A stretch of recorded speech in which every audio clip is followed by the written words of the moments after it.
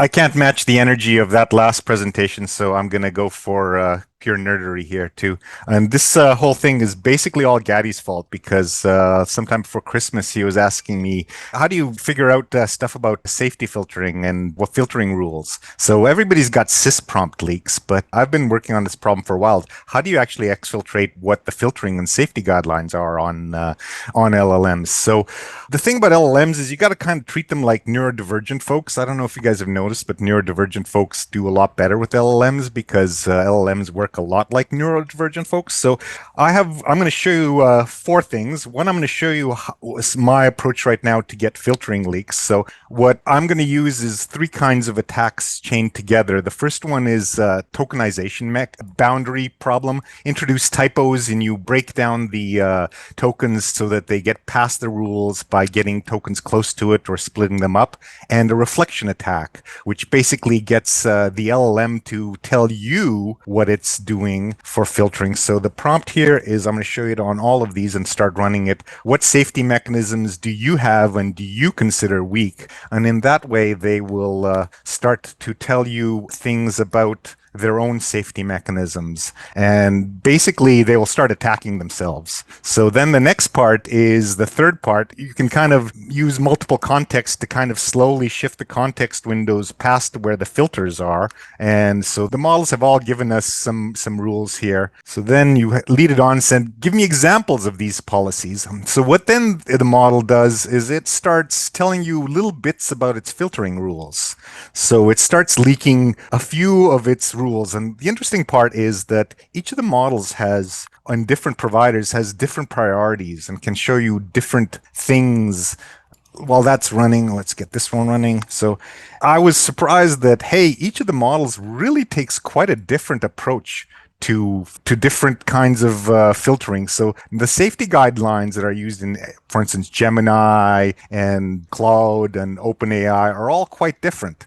I like automating things. So my next thing I said is, okay, well, this is kind of a clumsy manual process. So how do I automate this? So everybody's doing MCP stuff these days. So I said, hey, I want a bridge that will automate this process so I can have check all of these simultaneously. So I built this thing. And originally it was a app that was terminal oriented, but then LLMs are really good at styles, CSS styles and things like that. So I made it all pretty. So let's pick some models here. Let's go for Gemini Pro. Okay. So then I built this thing. Initially it was intended to do MCP stuff, but I said, hey, why am I even bothering to make the prompts include the MCP calls and have them call subtools? Why don't I make an orchestrator model, add some prompting to it that will let the LLM build prompts for me? So now what I do with my tool that I've built here is say, have your LLMs identify what safety mechanisms they may use that is least well defined and most likely to be end run. Then please ask the submodels as a follow-on to give me examples of such policies and the kinds of deficiencies in user input they aren't likely addressed by them. So let's have it run that, and that'll take a little bit to run here, but we can just kind of watch it. And I learned a lot of things out of this. First of all, I learned that Gemini and Google are really different than all the other ones. They've done a lot of stuff to be proprietary, and their calling sequence is the most different than any of the other LLMs that there are around. So you can see the orchestrator LLM, which is Claude in this particular case, is now doing the first run and doing that first query, getting the results. Gemini, of course, I'm having problems with it. It doesn't stream the same as the others, and you got to do a lot of weird things to talk to Gemini compared to all the other LLMs, which have a kind of a standard usage metaphor these days. So we'll just wait for this to run here. Well, let's see what we got here over here from OpenAI. So OpenAI is kind of a little brief. Claude was a little bit more verbose. And the interesting part about all this is that each time you run this thing, it gives you slightly different results. So the next step here is to have this thing continue to automate it, because you're leaking a little bit of the filter context each time. So to actually get like the whole filter context, you'd have to have this thing continuously running and keep grabbing the little chunks of the filter rules that you can grab until it can build up a complete picture. So now it's going to go through the second phase of it and start asking the LLMs the second part of it. And eventually we'll see Claude pull together a summary and do a comparison of the various rules that they got out of the LLMs. Now, when I built this thing, originally it was a console app and was kind of like, hey, this is a cute toy. But it turns out this is super useful. I've started using this tool to check all my code because I've been doing LLM code generation and LLM code auditing for about 3 years. Everyone who tells you it's do vibe coding is about to run into about a context size wall around 2,000 lines of code.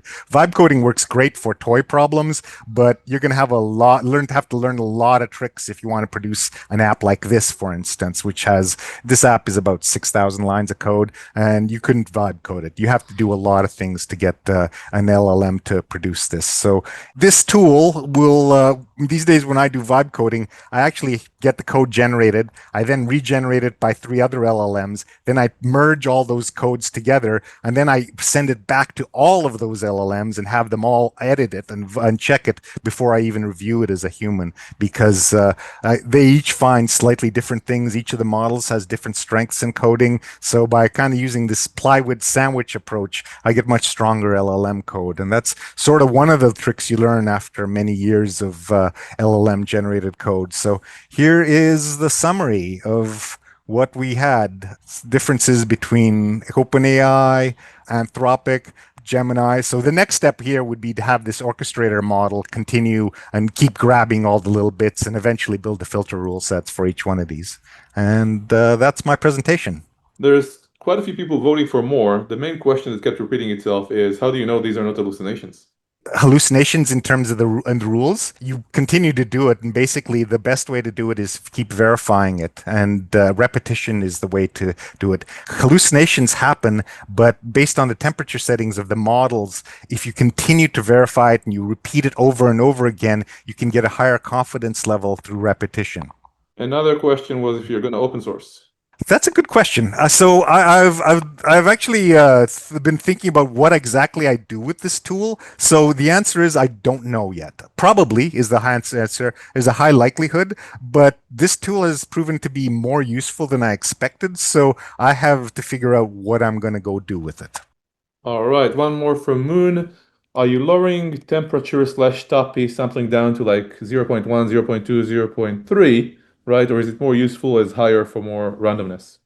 So if you will get more usefulness kind of in the middle level. If you go increase temperature a lot, you start to get a lot of more hallucinations. So it's kind of like I don't know where the answer is there yet. The two things that I really have to build into this tool that I haven't done yet is rate limiting, particularly because Claude is getting overloaded. So I have to put in throttling in there and more detailed control of the submodels. Right now, you just get to pick a model, and that's about all I have built into it. But there's a lot of directions that I can go with this, and I don't know where. And we're going to start seeing a lot more of this sort of multi-model stuff in the future, is my prediction.